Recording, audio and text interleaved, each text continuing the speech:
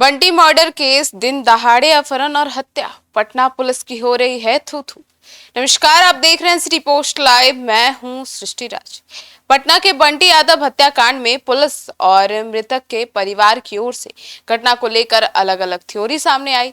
Police का कहना है कि बंटी यादव की हत्या का संबंध सेक्स रैकेट से नहीं बल्कि अवैध शराब के कारोबार से जुड़ा है और परिजन के मुताबिक अपहरण से करीब 15 दिन पहले मोहल्ले के कुछ किन्नर एक राहगीर से लूटपाट कर रहे थे। बंटी ने अपने घर की छत से आवाज देकर इसका विरोध किया था और इसके अलावा वो सेक्स रैकेट का भी विरोध कर रहा था। आरोप है कि इससे नाराज रवि उर्फ वीसी और उनके सहयोगियों ने उन्हें अंजाम भुगतने की धमकी भी दी थी। अब आइए जानते हैं पूरे मामले के बारे में हमारे सहयोगी पत्रकार रवि से। सर, बंटी के परिवार और गिरफ्तार आरोप का क्या कहना है? बिल्कुल देखिए, पुलिस और परिवार के जो कहानी आ रही है सामने, उसमें कहीं न कहीं अंतर तो ज़रूर आ रहा है। परिवार का आरोप है कि इसी विवाद के बाद रवीश और उसके साथियों ने पहले बंटी का अपहरण किया, बाद में बेरहमी से उसकी हत्या कर दी।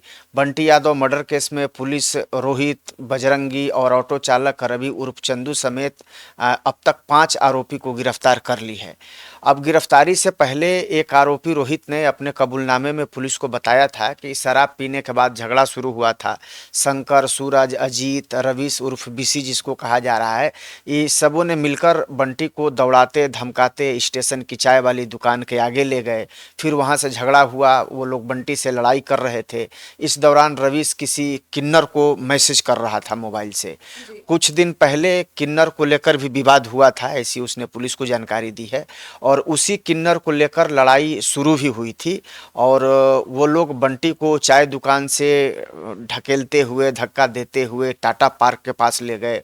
वहाँ बताया जा रहा है कि ऑटो था जिसका नंबर 5666 बताया जा रहा है, उसी पर उसको बैठाया गया और अजीत लाल जिसका नाम बताया जा रहा है, उसने बंटी को धक्का देकर के ऑटो में बिठाया और फिर अपने साथ ले गए।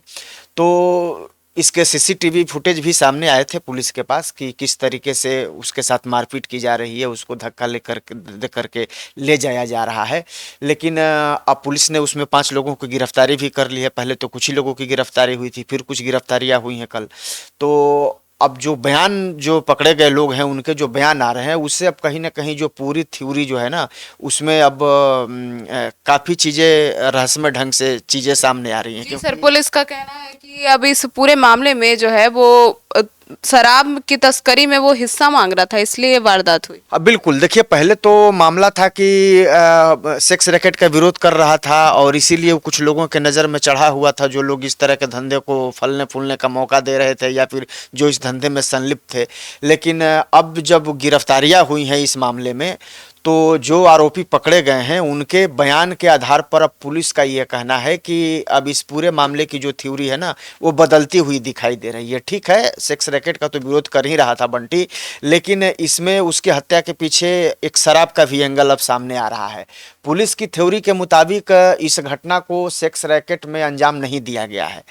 हालांकि अब जो पकड़े गए आरोपी रोशन कुमार और अजीत सहनी ने अपने बयान में पुलिस को बताया है कि जो रवीश उर्फ वीसी है, वो मोनी किन्नर के साथ ट्रेन के जरिए उत्तर प्रदेश से शराब का तस्करी करता था और दोनों शराब के धंधे में संलिप्त भी थे और इसमें बंटी यादव अपनी हिस्सेदारी मांग रहा था और इसी को लेकर के दोनों के बीच विवाद चल रहा था।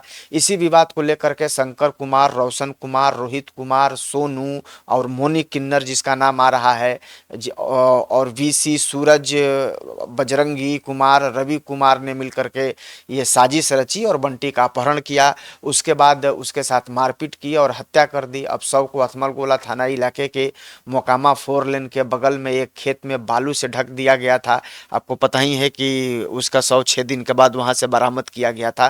तो पहले तो यही बात चल रही थी कि भाई सेक्स रैकेट का विरोध कर रहा था बंटी, इसलिए उसकी हत्या हुई। उसको पहले उसके साथ किडनैप किया गया, उसके साथ मारपीट की गई गई और क्रूर तरीके से उसकी हत्या कर दी, उसका शव बरामद किया गया।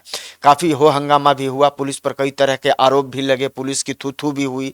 लेकिन अब गिरफ्तारी के बाद, जो कुछ लोगों की जो गिरफ्तारी हुई है, उसके बाद अब पुलिस उन गिरफ्तार लोगों के बयान के आधार पर अब ये थ्योरी पेश कर रही है कि भाई उसका सेक्स रैकेट के विरोध के कारण हत्या नहीं हुई है, बल्कि उसकी हत्या शराब के कारण हुई है। क्योंकि जो मोनी किन्नर था वो कुछ लोगों के साथ मिलकर के शराब का धंधा करता था, उत्तर प्रदेश से शराब की खेप लाता था और यहाँ वो लोग सप्लाई करता था। और शायद बंटी को इस बारे में कोई लीड जानकारी थी, और या फिर हो सकता है कि इन लोगों का ये कहना है कि बंटी को पूरी बात पता थी, उसमें हिस्सेदारी थी, बंटी अब उसमें अपना हिस्सा मांग रहा था, और इसी बात को लेकर के ये विवाद हुआ था। और जिस दिन बंटी का अपहरण किया गया उस दिन भी कहा जा रहा है कि मोनी किन्नर को मैसेज किया गया था और उसको जानकारी दी गई थी।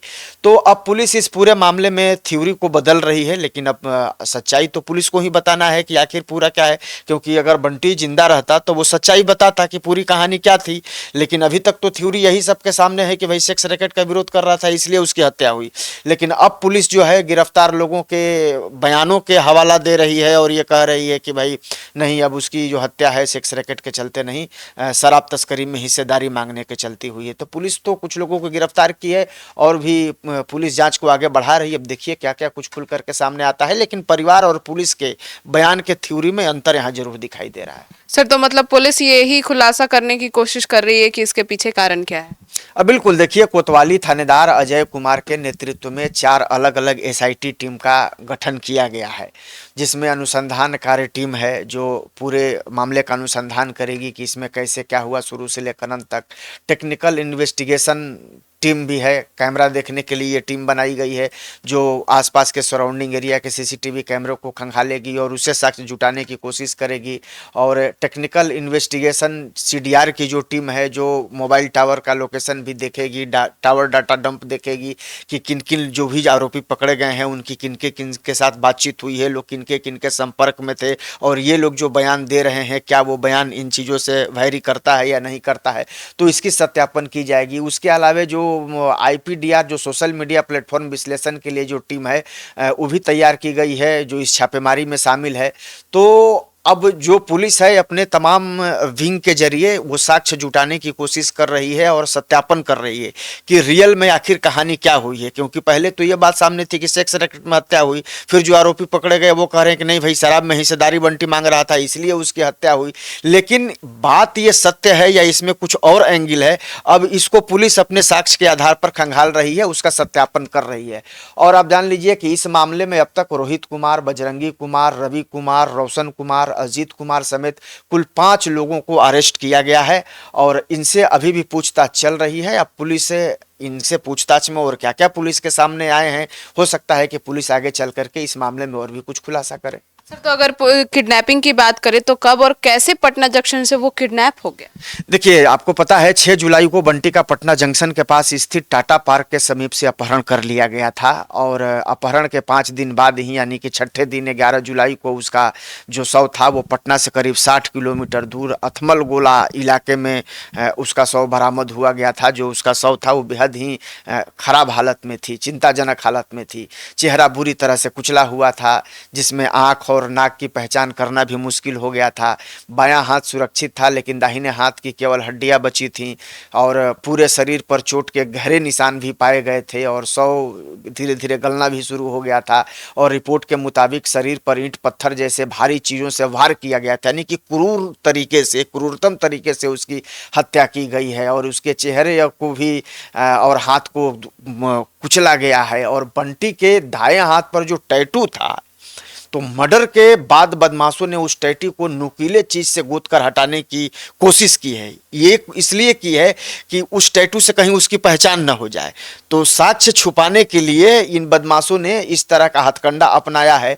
तो आप समझिए कि युवक का अपहरण करके और उसको इतनी बेरहमी से हत्या कर देना और ये अपने आप में एक बहुत बड़ा सवाल खड़ा करता है। ठीक है, पहले बात हो रही थी सेक्स रैकेट में हत्या हुई है, अब गिरफ्तारी जो लोग हैं उनके बयान पर कहा जा रहा है कि शराब तस्करी में हत्या हुई है। पुलिस और परिजनों के बयान में अंतर भी यहाँ देखने को मिल रहा है। लेकिन सृष्टि सवाल ये नहीं है, सवाल ये है कि आखिर कानून का राज कहा जाता है, क्या ऐसे कानून का राज स्थापित होता है? दिन दहाड़े किसी युवक की अपहरण कर लिया जाए और उसको ले जा करके उसकी हत्या कर दी जाए और इस तरह से क्रूर तरीके से हत्या कर दी जाए तो शासन प्रशासन पे सवाल तो उठेंगे। जी सर, ऐसे पुलिस के सामने अगवा किया गया, ये तो शर्मनाक कर देने वाली। अब बिल्कुल शर्मनाक कर देने वाली है, क्योंकि भाई देखिए, ठीक है, कोई अगर आरोपी है किसी चीज में तो उसको कोर्ट सजा देगा, उसके लिए कानून है, प्रावधान है, सब कुछ है, लेकिन कोई दिन दहाड़े किसी का अपहरण करके हत्या कर देगा, इसकी न तो समाज इजाजत देता है, न ही कानून इजाजत देता है। अपने आप में कहीं ना कहीं ये पूरा चौंकाने वाला मामला है, सवाल खड़ा करने वाला मामला है। और आप जान लीजिए कि न्यू करबिगहिया के रहने वाले किराना व्यवसायी बंटी यादव के अपहरण और हत्या के मामले में 3 एएसआई और 1 होमगार्ड जवान को सस्पेंड कर दिया गया है। साथ ही कोतवाली थाना के थानेदार अजय कुमार को शोकॉज भी किया गया है, उनसे पूछताछ की जा रही है, उनको जवाब देना है। जिन पुलिसकर्मियों को सस्पेंड किया गया है उनकी ड्यूटी घटना स्थल की रात पटना जंक्शन के पास ही लगी थी, वो पेट्रोलिंग में थे।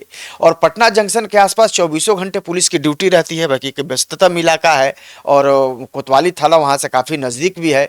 आप जान लीजिए कि वहाँ से महज 100 मीटर की ही दूरी पर पुलिसकर्मी मौजूद थे। सीसीटीवी में सब कुछ दिख रहा है कि बदमाश बंटी के साथ कैसे मारपीट कर रहे हैं, कैसे उसे जबरन घसीटते हुए ले जा रहे हैं।